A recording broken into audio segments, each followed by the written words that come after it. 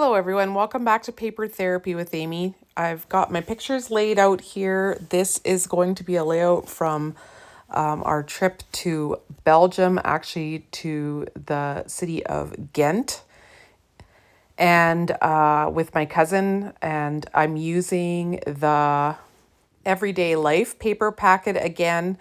The last layout that I did with this paper packet was the city of Bruges or Brugge.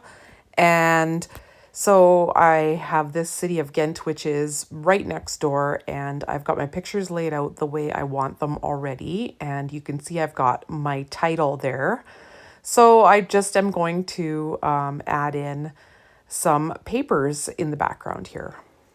So Ghent was about a 10-minute train ride away. We really enjoyed our visit here, and I did a layout about a castle that we visited here, so that was pretty cool. And this is just kind of the rest of the city of Ghent that we walked around in. And you can see in one of these pictures, my husband and my cousin's husband it's actually the one I'm trimming up right now, are drinking beer out of these huge glasses, and you actually have to give up your shoe in order to get this beer because the glass is worth $100. So they make you give your shoe, and they put the shoe away, and you get your shoe back once you finish the beer and give them the glass back. So that's kind of interesting. I don't know if I'd really call this a grid style layout, but I am going to group all the photos together on both pages and then together towards the center of the page. So that leaves me space along the outsides for the beautiful papers from Everyday Life.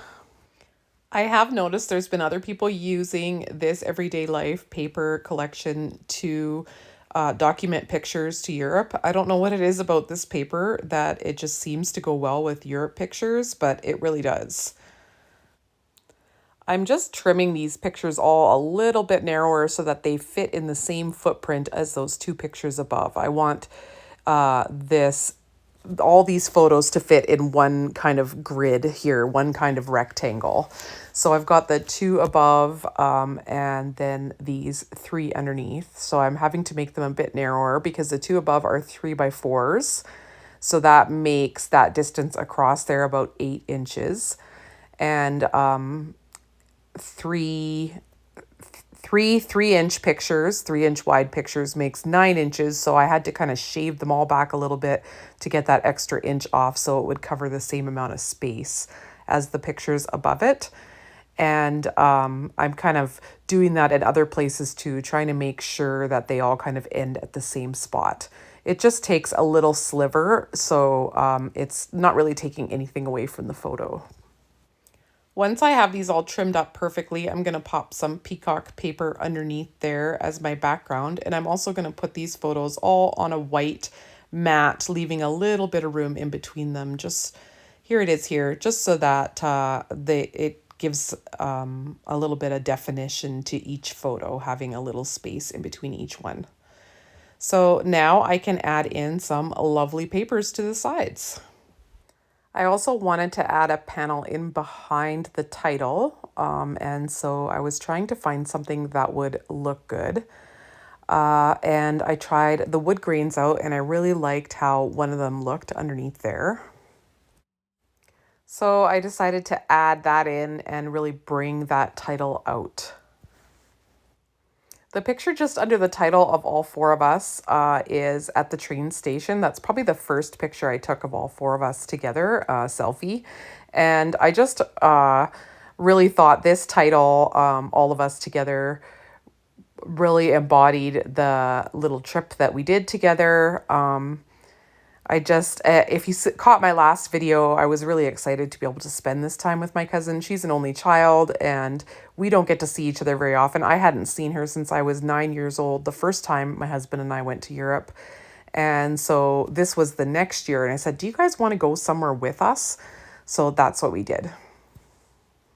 I've used the a la mode letters to cut out the word Ghent there, so I've got that ready to be kind of a subtitle. I'm using the basket weave stamp from the Botanical Textures, I believe it's called, stamp set. Whatever I use that is available, I will link down below. But I'm going to stamp that one. I'm trying it in brown and in yellow because I wasn't sure what I wanted to go with. And when I did yellow, I think, sometimes add a little bit of brown around the edge in like sort of a rock and roll technique. I wanted my subtitle to stand out a little bit more too, the word Ghent. So I'm going to bring in some paper and see if it looks good to kind of have it on a little banner with dovetailed ends. I like it, so I'm going to stamp the background of this piece of paper with the Elements of Text stamp set here and just give it a little bit of a background. I think I just used the Close to My Heart Glacier ink, just a very light blue, and just give it a little bit something more. I really like these textured stamps, like these Elements of Text and these background stamps for just kind of making your own patterned paper, I guess, or adding a little bit of interest to a background when it's a little bit boring and you want to just spice it up a little bit. I do kind of fold it over so I can get the dovetail the same on both sides, but I don't end up using both sides of the dovetail. I end up tucking it underneath because I think it covers up too much of the picture here. So I just tuck that other little dovetail underneath, and I like that a little better. The sticker sheet that comes with this paper pack is just so usable. And so some of these elements are from the sticker sheet and some of the elements are from the workshop. They had some extras in there like this. I think it says My Happy Place. Anything to do with beer is certainly my husband's happy place, so that was appropriate. And I end up cutting the little top of that little element off because I'm not going to put a ribbon through it anyways. In true paper therapy with Amy fashion, I have been inking around the edge of everything. I have been using charcoal ink. I generally use charcoal ink. Sometimes I will use espresso or like a toffee color. But generally, I don't change the color I ink around edges with. I keep it the same for the whole layout. Kind of including that visual triangle here with this little embellishment cluster I'm working on here in the corner. So if you go from title to embellishment cluster to the subtitle up on the top right, then you kind of have that triangle. But also it's nice to have diagonals because it kind of guides you across the page as well. So you could go from like this dovetailed banner on the bottom to the dovetailed banner on the top on the right hand side there. I had incorporated one of those basket weave circles in my journaling spot there. And so I wanted to incorporate another one on the other side and add some more circles if I could find them, just so everything is cohesive. And there is also a small circle under the word Ghent.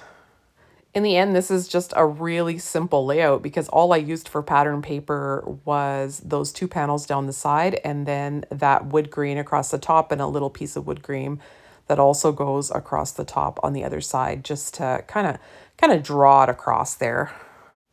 And then I did add a little bit of wood grain to the bottom of those panels as well. I believe that somehow I had cut something wrong and they were a little too short. But anyway, I like the way that that wood anchors the bottom. I hope you loved this video and that it inspired you to get crafting. I would love it if you would hit that thumbs up button for me. That really helps me out on YouTube with the algorithms, and I would love to have you as a subscriber. I would be delighted. So if you haven't subscribed, please consider subscribing to my channel. I will list whatever is available that I have used down below, and thanks so much for watching. I'll catch you all next time here on YouTube. Bye.